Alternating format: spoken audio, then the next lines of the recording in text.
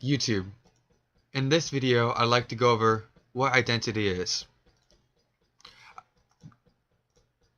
Google says identity is the fact of being who or what a person or thing is, or a close similarity or affinity. But the fact of being who or what a person is exactly what we need to protect, our own identities. Because there are many places where people don't know who they are.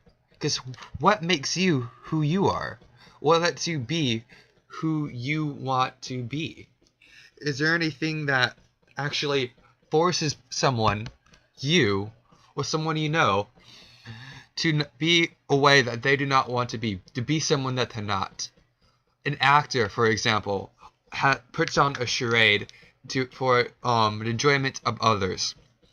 But to other people around us who are always actors, people who always put on a charade just so they can fit in, because they feel they cannot be themselves. That is what I like to discuss. Because there are so many different things that identity could fit in, and what defines someone. But what makes it you? What makes you, you? I've interviewed multiple people to get their own opinion on who they are, their own idea, to help you get an idea of who you are, and help you get an idea of what exactly suppression can be, and how it can affect different people in different ways. Sometimes it does, sometimes it doesn't.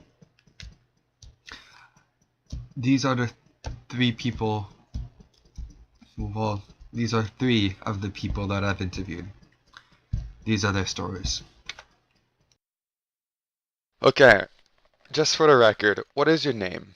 My name is Sean Gallagher, And how old are you? 19 years old. Are you male or female? I'm a male, I think. Why do you think? I like to be described as a female, I guess. I don't know. Okay.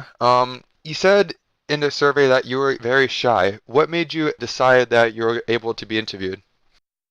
Mm, so people know what gay people go through when they come out of the closet and whatnot. See, you're gay. Yes. So you identify as male, but you like males. Yes.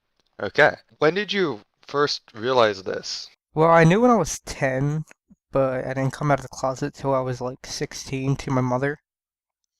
And when I came out to her, I cried because I didn't think she would accept me.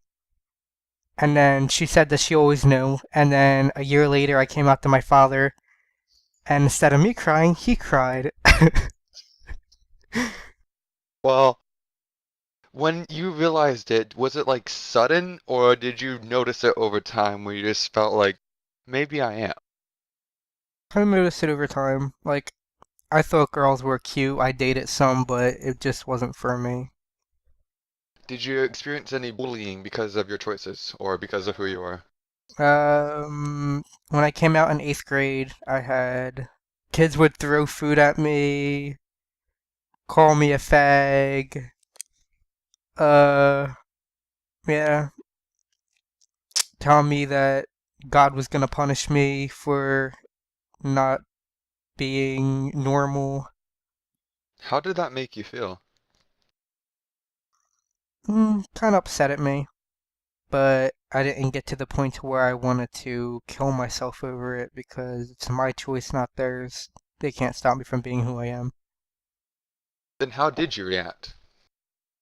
Well, it was upsetting and I got kind of mad, but I didn't really do anything about it. I'm not a fighter and I never fought in my life, so I just kind of let it go.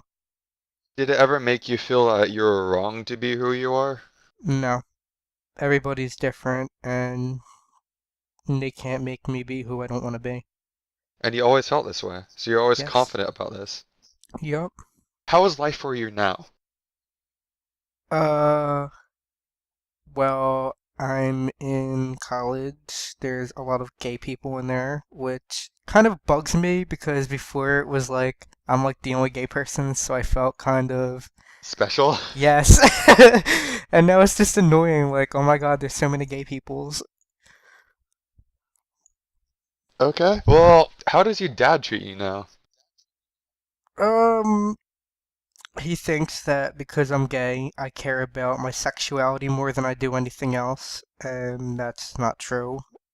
And yeah.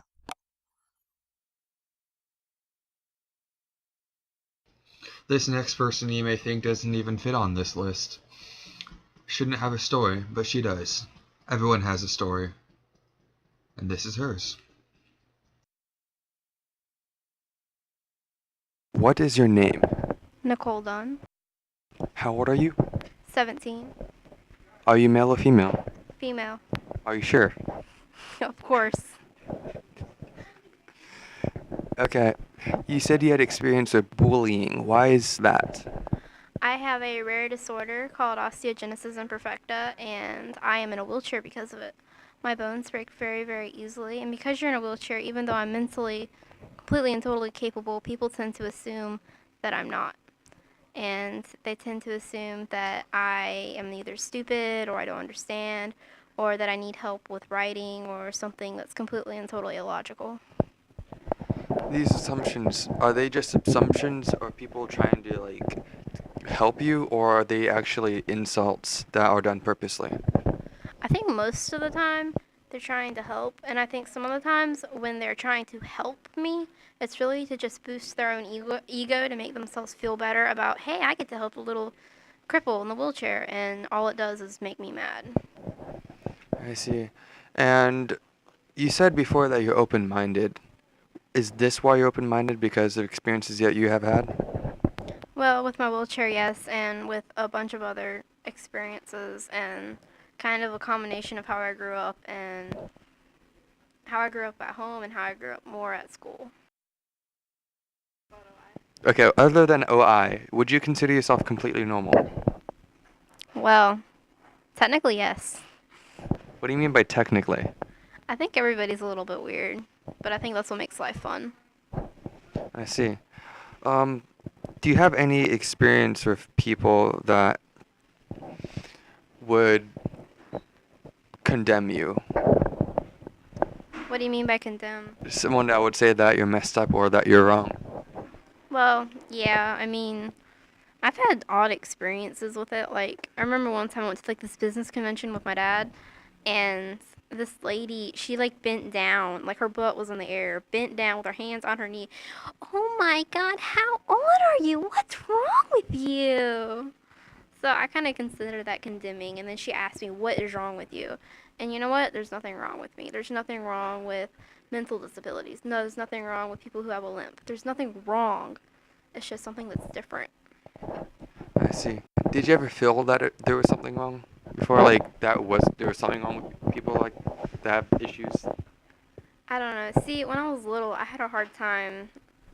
Okay, when I was little, I've always been a really happy person. Well, happy is normally happy. And I've always kind of tried to look at the bright side of things with like disabilities, people with mental disorders and stuff.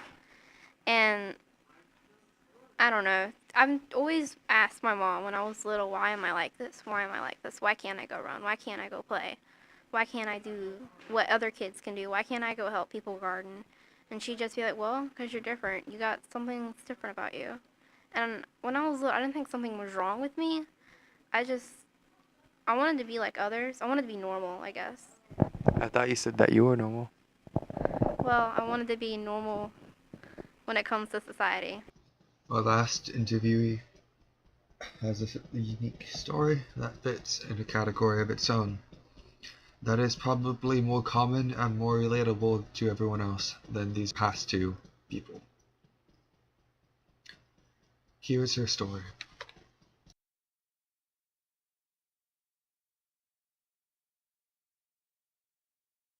So, what is your full name? Olivia Bennett, Okay. And exactly how old are you? 16.